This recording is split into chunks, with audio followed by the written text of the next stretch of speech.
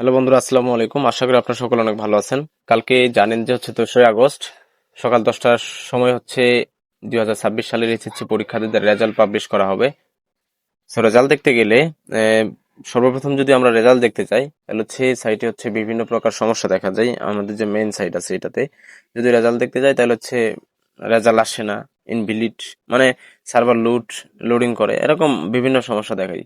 আপনারা দ্রুত রেজাল্ট পাওয়ার জন্য কিছু বিষয় অবলম্বন করতে পারেন। তার মধ্যে অ্যাপস আছে অনেকগুলো প্লে স্টোরে অ্যাপস গুলো কিন্তু অনেক ভালো কাজ করে। জাস্ট প্লে স্টোরে যাবেন, যাওয়ার পর যদি এসএসসি রেজাল্ট লিখে সার্চ করেন, এসএসসি রেজাল্ট 2026 লিখে যদি সার্চ করেন, এখানে ফার্স্ট অফ অল একটা অ্যাপস পাবেন। এই অ্যাপসটা আপনারা চাইলে এই অ্যাপসটাও নামিয়ে দেখতে পারেন, এটাও ভালো আছে। এবং সেকেন্ড আরেকটা অ্যাপস আছে, জাস্ট আমি আপনাদেরকে দেখাই, যে অল এক্সাম রেজাল্ট 2026, এই অ্যাপসটাও কিন্তু অনেকটাই ভালো আছে। চাইলে এটাতে রেজাল্ট দেখতে পারেন। জাস্ট আমি এটাই ওপেন করে আপনাদেরকে দেখাচ্ছি। ওপেন করবেন, ওপেন করা হয়ে গেলে, ইনস্টলের পর ওপেন করা হয়ে গেলে দেখেন এখানে 18 ঘন্টা 11 মিনিট 26 সেকেন্ড পর্যন্ত শো করতেছে। এসএসসি রেজাল্ট, এইচএসসি রেজাল্ট সবগুলো কিন্তু দেখতে পাবেন। এখানে ফলাফল ও ভর্তি বিষয়ক নোটিশ, এখানে এই যে যশোর বোর্ডের অফিসিয়াল নোটিশ, রেজাল্ট প্রকাশ 10ই আগস্ট সকাল 10টায়, অনেকগুলো এখানে নোটিশ কিন্তু দেখতে পাবেন। আবার ময়মনসিংহ নিচে আছে, ঢাকা, সকল বোর্ডের রেজাল্ট মানে নোটিশ আপনারা দেখতে পাবেন। সো রেজাল্ট দেখার জন্য ফার্স্ট অফ অল আপনারা ক্লিক দিবেন, ফার্স্ট অফ অল আপনার ক্লিক দিবেন এই যে এসএসসি রেজাল্ট, এই আইকনে ক্লিক দিবেন। জাস্ট এটাতে ক্লিক দিবেন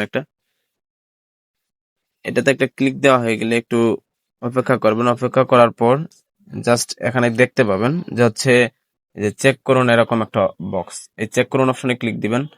চেক করুন অপশনে ক্লিক দেওয়ার পর এখানে আপনারা নিচের এই দুইটা সার্ভার দিয়েও দেখতে পারেন। আবার চাইলে এসএমএস এর রেজাল্ট কিভাবে দেখে এটাও দেখতে পারবেন। আবার চাইলে যে এখানে বোর্ড নির্বাচন করুন, এখান থেকেও দেখতে পারেন। সো আমরা প্রথমে যাচ্ছি বোর্ড নির্বাচন করুন, এই যে এটাতে ক্লিক দিব, বোর্ড নির্বাচন করুন, এটাতে ক্লিক দিব। এটাতে ক্লিক দেওয়া হয়ে গেলে আপনার কোন বোর্ড, জাস্ট বোর্ডটা সিলেক্ট করবেন। আমি ময়মনসিংহ বোর্ড দিলাম, যেহেতু আমার ময়মনসিংহ বোর্ড, আমি ময়মনসিংহ বোর্ডটা দিলাম। দেওয়ার পর একটু অপেক্ষা করুন, লোড নিতেছে। Verifying you are not a robot, so একটু অপেক্ষা করুন। অপেক্ষা করার পর আমাদের যে মেইন সার্ভারটা আছে ওটা কিন্তু এখানে শো করতেছে।